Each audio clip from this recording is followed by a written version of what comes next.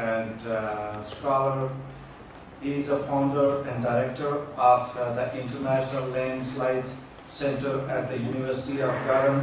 David Petley is primarily interested in developing greater understanding of landslide and landslides mechanics, especially in high mountain areas with less developed countries. Mr. David Petley, please.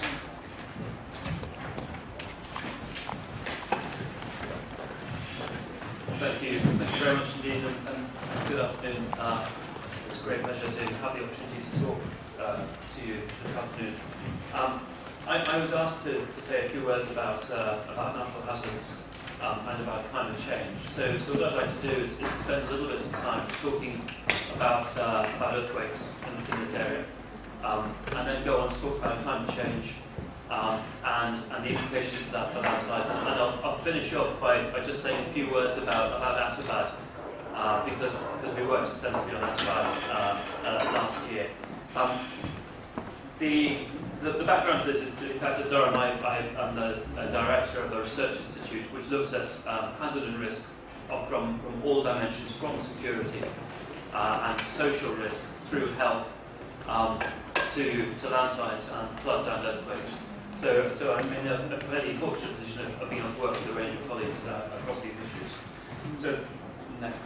So the first thing to say is that for the sort of things that I'm interested in, Gilgit-Baltistan is a very, very interesting area indeed, primarily because in fact it is very hazard prone.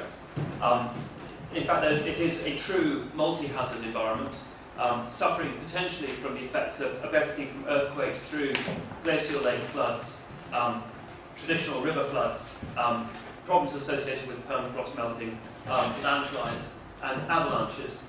And in this area, in common with much of the Himalayas, those problems are exacerbated by a population which is dynamic in terms of the fact that there's a great deal of migration and in terms of population growth, but relatively poor, and poor populations in general have low resilience to the sorts of accidents that we're talking about. So let me just start off, although my primary focus here is going to be about climate change. I think it would be wrong to ignore the issue of earthquakes. And we have a fundamental problem here.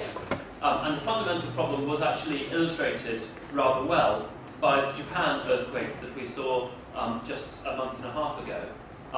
In Japan, we've been investigating earthquakes for about 100 years or so. And there was a firm belief in the scientific community that an earthquake of magnitude 9 could not happen on that fault system. Okay. We thought that the maximum credible earthquake was around about 8. And just bear in mind that in terms of energy release, when you move from 8 to 9, you increase the amount of energy that's released by 33 times. So in other words, we underestimated the magnitude of the earthquake in energy release terms by about 30 times or so. And that's in an area that we understand very well. The problem with Gilgit-Baltistan is that we don't understand the earthquake risk at all well. And therefore we're really shooting in the dark in terms of being able to actually truly say what the potential for a big earthquake is. What we do know is what this map here shows rather nicely. This, in fact, is a map that was designed to illustrate the location of the May 1935 Quetta earthquake. But what it shows is the main fault systems that we believe are associated with big earthquakes in this region. And what you'll see is that the main fault systems that are associated with earthquakes, in fact, go right up through the area that we're interested here, through Gilgit-Baltistan. So reasonably, we would expect that this is an area with at least some seismic hazard associated with it. Now, having said that, there's a great deal of uncertainty. This is the work that was presented by actually a British earthquake seismologist, Roger Bilham, a decade ago, where he looked at the potential for big earthquakes along the line of the Himalayan arc, based upon the amount of energy that was stored up, or we believe is stored up in the fault system. And the area that we're interested in here is just at the margin of the region that he looked at. Now the bars here are intended to show the amount of essentially the energy that is stored in the fault system. So if you look in the central part of the map, just to the east of Kathmandu, you'll see there the bar is relatively short. And that's because we know that in 1934 there was a big earthquake which released a lot of the energy. So we wouldn't expect to see a big earthquake in that zone. You'll see that along the rest of the line of lock, through the Himalayan arc, those bars are rather large. And in fact, the length of the red bar, the main bar, is the amount of energy we know for certain is locked in the system. And the pink bar is the amount of energy that we think might also be locked in the system. So in other words, there's a certain element and there's a sort of uncertain element. And in most cases, actually, the uncertain element proves to be the reality. And that then translates into a potential magnitude of an earthquake that we would expect if that fault system were to unlock. In other words, if the fault were to move and an earthquake were to be generated. And what you can see is that along the line of the Himalayan arc, there is actually a really worrying amount of stress being locked up in the system. And in fact, at the western end, the area that we're interested in here, we're pretty certain that the amount of energy that's stored up is enough to generate a magnitude 8 earthquake, and it could be there's enough energy stored up to generate an earthquake of around about 8.5. So in other words, the evidence from this study is that there is really quite a high potential for a big earthquake in this part of the Himalayas. Now, unfortunately, what you'll see is that he actually didn't really extend this through into the very northern areas of Pakistan, and that's partly because of access issues, and partly because we understand the fault systems very poorly. So at the moment, we don't quite know exactly what the situation is there. What it emphasises for me is that there is a really chronic need to investigate the fault systems and start to understand the seismic hazard in this region. Now, this is in fact the seismic hazard map that was produced by the Geological Survey of Pakistan, and this was the seismic hazard map before the earthquake of 2005, the Muzaffarabad earthquake. I'm sorry, I don't have a terribly good copy of it, but you can probably see Muzaffarabad in the centre up on the right side. You'll see that Muzaffarabad is actually characterised as an area there which is yellow, and if you look at the bar, the legend over on the left side, you'll see that the yellow areas are in fact considered to be low seismic hazard. So at the time that the Muzaffarabad earthquake, Kashmir earthquake occurred in 2005, this was an area that was considered to have low seismic hazard. In comparison, you'll see that the Gilgit area is an area of moderate, and in some small zones actually high seismic hazard. So in other words, it was accepted at that time that the area that we're interested in here actually had a higher seismic hazard than the area around Muzaffarabad. Now, this is actually because there was a fundamental misunderstanding of the likelihood of the fault system that ran through Muzaffarabad and Balakot to generate a big earthquake. In fact, this Pakistan seismic hazard map doesn't really relate to the seismic hazard maps that have been done by other people. The international seismic hazard map actually suggested that the Muzaffarabad area was high seismic hazard, so there was a misunderstanding within the Pakistan system of the seismic hazard in this area. I can talk about why that occurred, but it's probably beyond the scope of this particular talk. This is the global seismic hazard map, which was done about a decade ago. It's called GSHAP, and you'll see that in global terms, this was an area that was considered to be moderate to high seismic hazard at that time. And this is the Pakistan Meteorological Survey seismic hazard map from 2006. In other words, redone in the aftermath of the Kashmir earthquake, where essentially the seismic hazard on both return periods, there's two different return periods, a 100-year event and a 500-year event.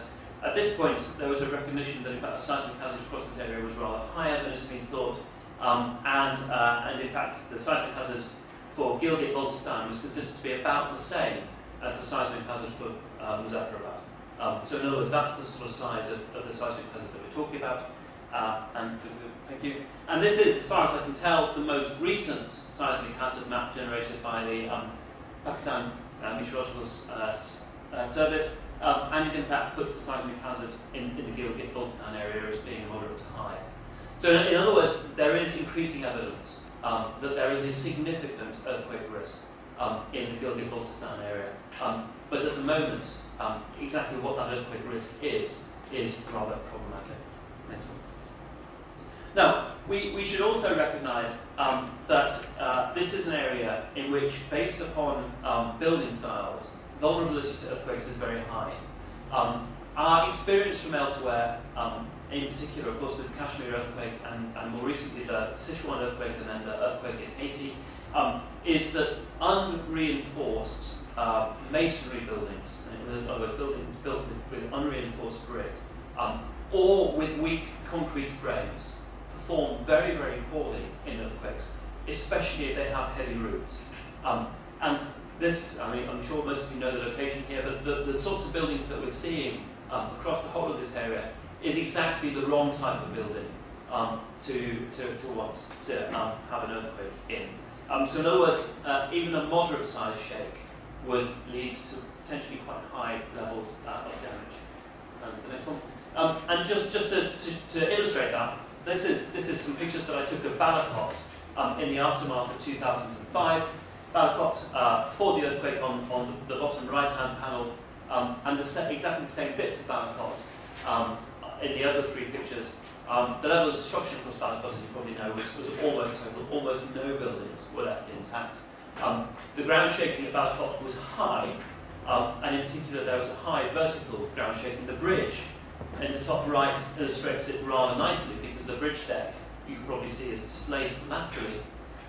So if you look at where the bridge is sitting on its pillars, you can see a big section of pillar. That's because the bridge bounced sideways. But on the other hand, the bridge, the ground accelerations weren't high enough to actually bring that bridge down, which in really high accelerations we would expect.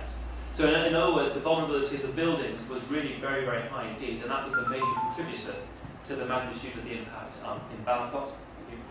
And then the other element that we should bear in mind here is that resilience is low in this area because of the difficulties of bringing in assistance. It's a real bugbear of mine that in the aftermath of big disasters you often hear stories about how 150 people have been rescued from within buildings. Actually the totals are always much, much higher than that. But nearly all the rescues are done within the first 24 hours, and they're nearly always done by local or people within the region. And so rapid communications in the first 24 hours after an earthquake are absolutely critical. And one of the problems with Gilgit-Baltistan that it would face in the event of even a moderate-sized earthquake is that the road system is highly vulnerable to landslides in the event of an earthquake. So that's earthquake. The risk is significant. We really need to do a lot of work, both in terms of understanding the hazard, but also in terms of working with communities to try to build resilience to earthquakes. And this needs to be done quickly. Let's now move on to climate. I'm going to wear my heart on my sleeve here. No one should be under any doubt about the reality of climate change. Scientifically, there is no doubt.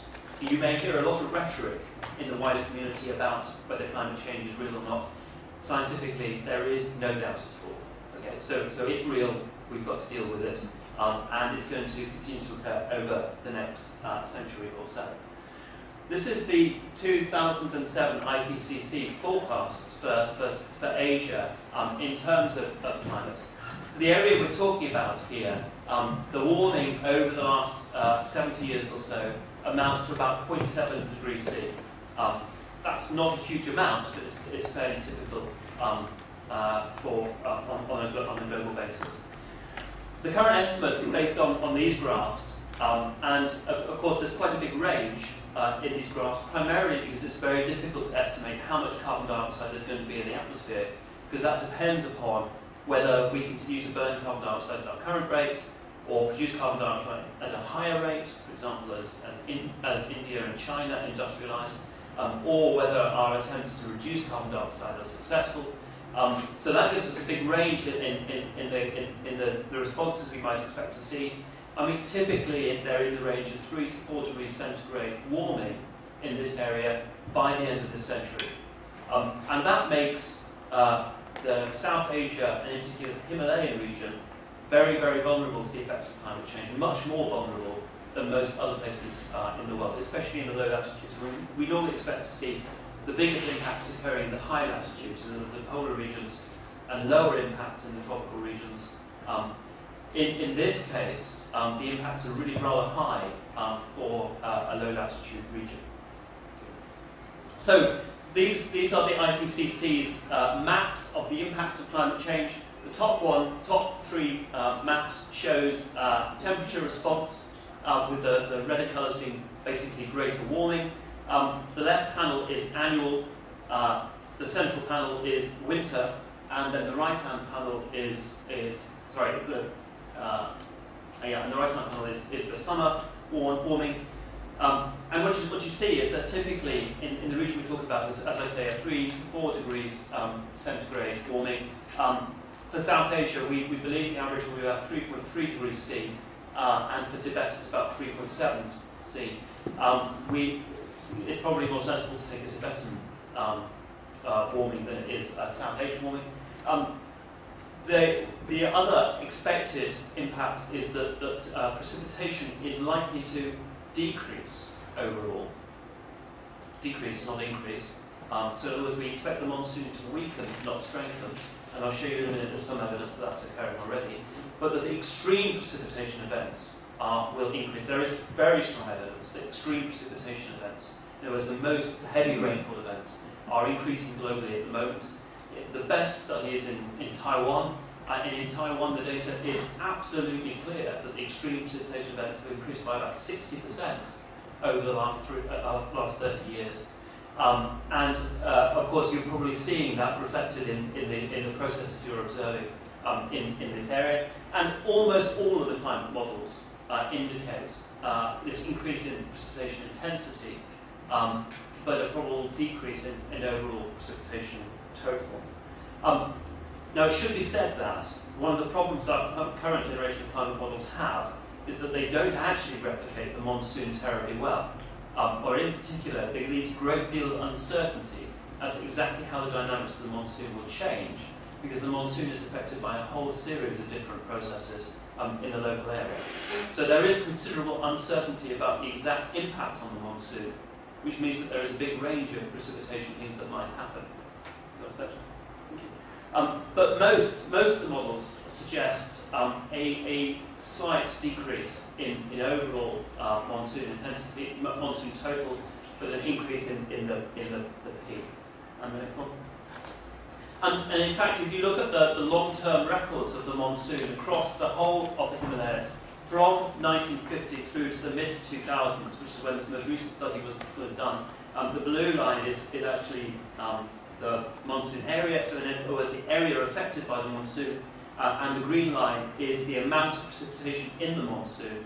And what you see is that in the period where we've seen warming, in fact there's a downward trend. I hope you can see on the right side there is actually a downward trend in those parameters. So in other words, there is quite strong evidence that as we've seen the warming over the last 50 years or so, that the monsoon is starting to weaken overall as a response.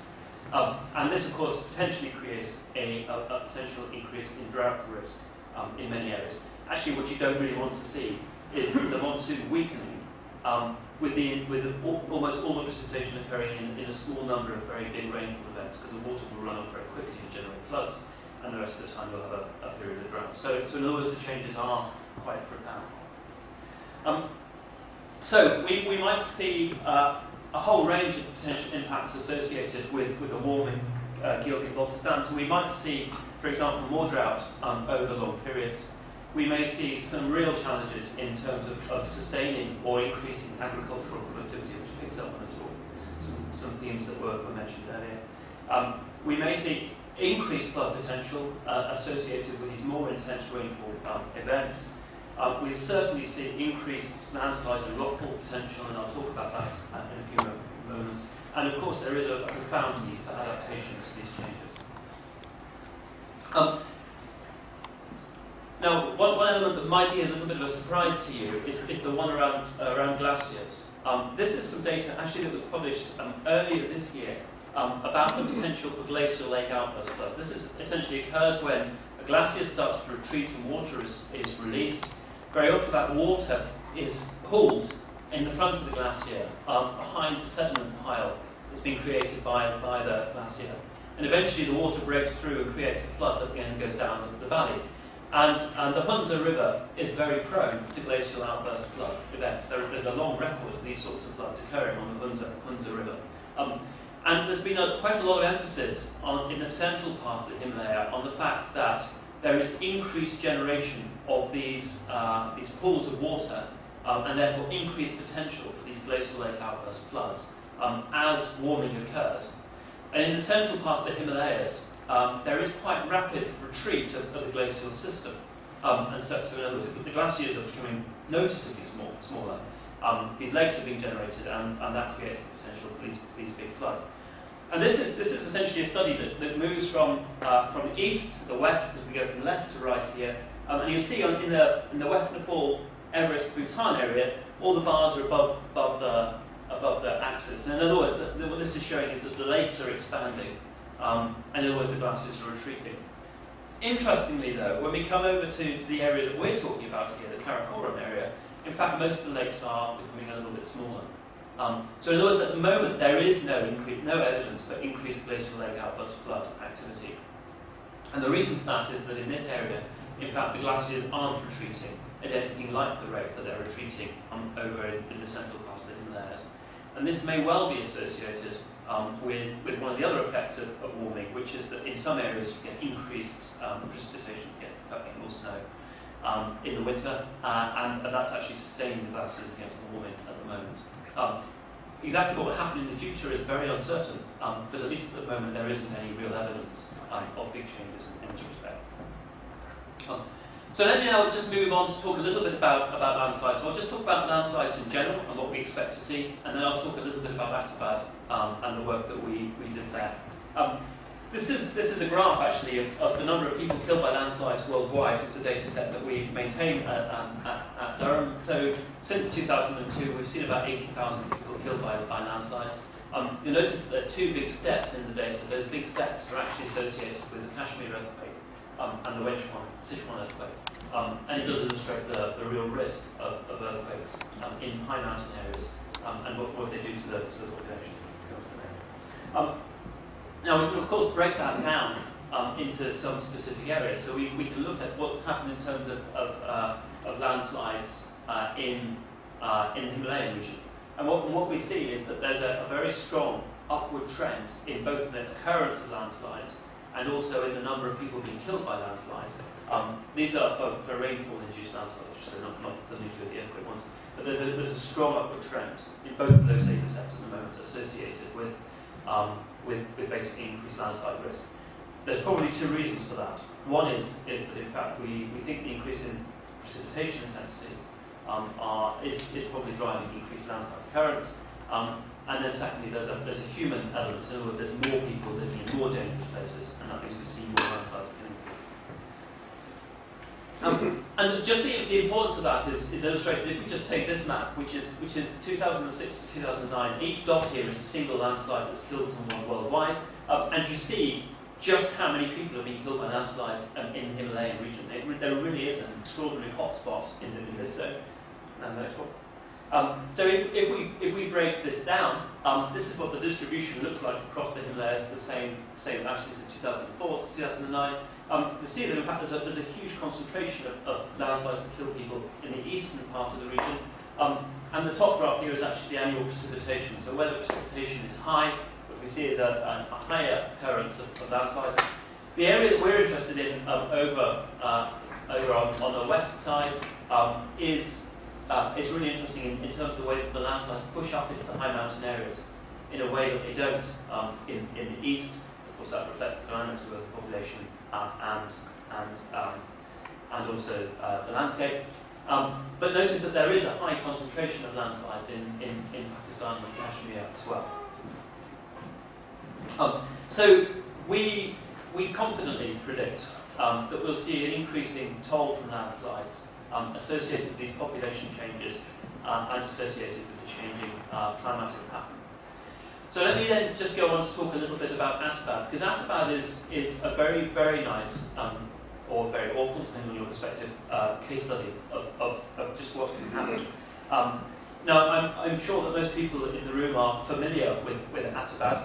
But if you go on to the next slide, of course we're talking about an area here with significant relief, and we expect to see big landslides in terrain like this, primarily because earthquakes lift up the mountains, and the only way you can then bring the mountains back down again is by generating landslides. So landslides are an entirely natural response to the dynamics of the landscape system. And then so Atabad is a natural landslide.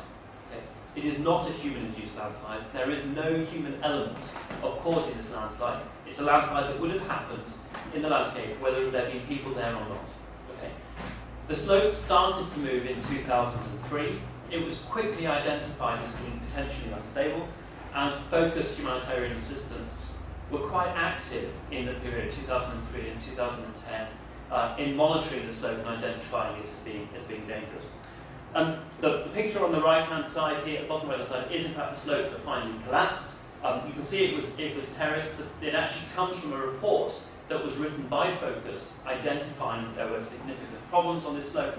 And the picture on the left, from the same report, is in fact a tension crack opening up that indicated that the slope was moving. So we knew this location was unstable. And in fact, in late 2009, Focus organised the relocation of the people from Atabad village. So in other words, at the time that the slope finally collapsed, there was no one living there. So from that perspective, this is a great success in terms of disaster management. The failure, however, the final collapse, happened spontaneously with no obvious trigger. There wasn't heavy rain, there wasn't an earthquake, there wasn't exceptional temperatures. It just spontaneously collapsed, and the collapse was caught on camera. This is the landslide that occurred. So the big pile of debris that you see here is the landslide mass. And this effect was taken just a few days after the landslide occurred, and you see the lake starting to build up behind the landslide pile. Thank you.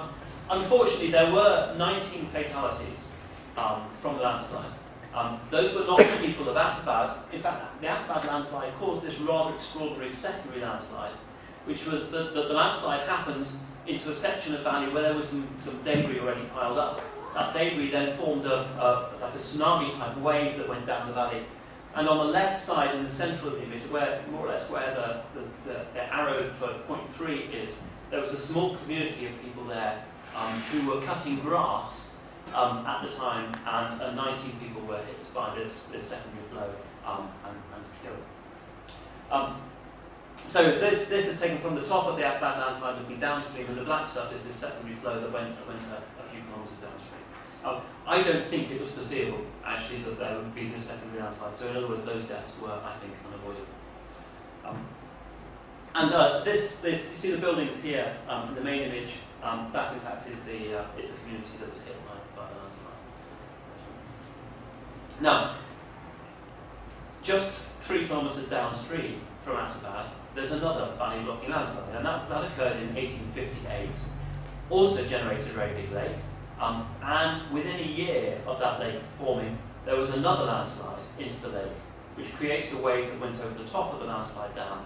The landslide dam then catastrophically collapsed, and a big wave of water, as the lake was released, went downstream and caused enormous damage downstream. We know from the landscape that there are the scars of these landslides absolutely everywhere. I mean, basically, the topography that you see in this area is one that's been created by these big landslide events. And yet there are almost no intact landslide dams. So we were pretty confident that 99% of these landslide dams collapsed catastrophically. And there was no obvious reason why Atabad wouldn't do the same thing. So from the very start, there appeared to be a high potential of a collapse event, and in fact there still is a high potential of a collapse event. Now, in the aftermath of the Wenchuan earthquake, the Chinese government generated a table for how you should assess the risk of these valley-blocking landslides. They had 202 of these that were created in the Wenchuan earthquake. They lost not a single person to a collapse event. And when you compare the at-about situation with the table that the Chinese came up with, it comes out as being exceptionally high risk in almost every category. So there was no reason, actually, intuitively or in terms of these quantitative analyses, to believe that the risk associated with the at-about landslide was low. So how did the Pakistan government respond to this disaster? Well, they attempted to build a spillway. The original intention was to build a spillway 30 metres deep, and the idea of the spillway is to essentially control the flow. The actual depth of the spillway that they managed to complete was 15 metres. That is the spillway at the time of overtopping. In fact, the spillway had almost completely closed at that point, essentially because it was very poorly constructed. And you can see, in fact, the spillway was narrow enough at the end that someone could actually get their legs on either side of it. So it was a pretty unsatisfactory structure, which led to real concern about the potential, not the likelihood, but the potential, always probably less than 50% of a significant flood event. So working with Focus, what we did, what Focus did, and we advised them on was to organise the evacuation of a series of villages downstream, and also to relocate people into camps and set up warning systems downstream. And finally, about 1 month before the overtopping, NDMA, National Disaster Management Agency, responded by evacuating about 15,000 people downstream of Bahrain. So what we then did was to set up a monitoring system with the data going online on a daily basis to try to keep people aware of what was happening, because there was a lack of information from NDMA. This, in fact, is the data as the water level rose. The dotted lines when it overtopped the dam. Fortunately, and it was fortunate, the dam to date has not collapsed. So there was this very critical period where water was flowing over the top of the dam. And again, this is the period, you can see the flat line here, where we didn't know whether the dam would erode away. Go on to the next one. And in fact, this is the evolution of the spillway when water was flowing over the top. So from the left, where water just started, to the right, where there was really significant flow, and to the next one. And then finally, it stabilised. Unfortunately, the dam remained intact. And so this is pretty much as it is now. There's been an attempt through the winter to widen and deepen the spillway, which, as I understand, has been unsuccessful. So now, rather worryingly, we go into another phase of increased river flows as snowmelt starts, with this dam, which has about 500 million cubic metres of water behind it, still intact, and still having the potential to cause a rupture event. The likelihood is that it won't. The possibility is that it will.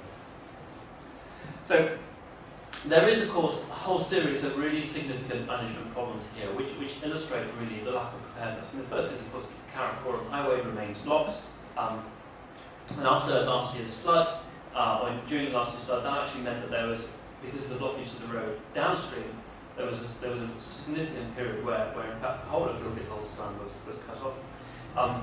There's been very significant loss of productive land, very significant loss of cash crop markets, and the landslide hazard remains intact and remains reasonably high, with the main risk at the moment being either another glacial lake flood coming down and triggering a failure, or another landslide into the lake, with the latter being the main risk, I think. So, what Landslide does actually is to emphasise, firstly, our lack of understanding of this environment, and then secondly, the vulnerability in terms of a lack of preparedness and the need for disaster risk reduction measures. So this is an area that really has the full range of multi-hazards, and that needs attention. And in my view, that there is a really urgent need in this area to improve and develop disaster reduction. This is an area that we know is prone to disasters, and that they will continue to occur, and we might expect to see the frequency increasing. There's a need to use scientific approaches to monitor and evaluate. There's a need for really basic research. We need to just, for example, map the faults. As simple as that. We don't even know the active faults at the moment. And there's a need to build local capacity so that there isn't a reliance on bringing in external experts. I think I've probably talked enough. At that point, I'll stop. Thank you very much.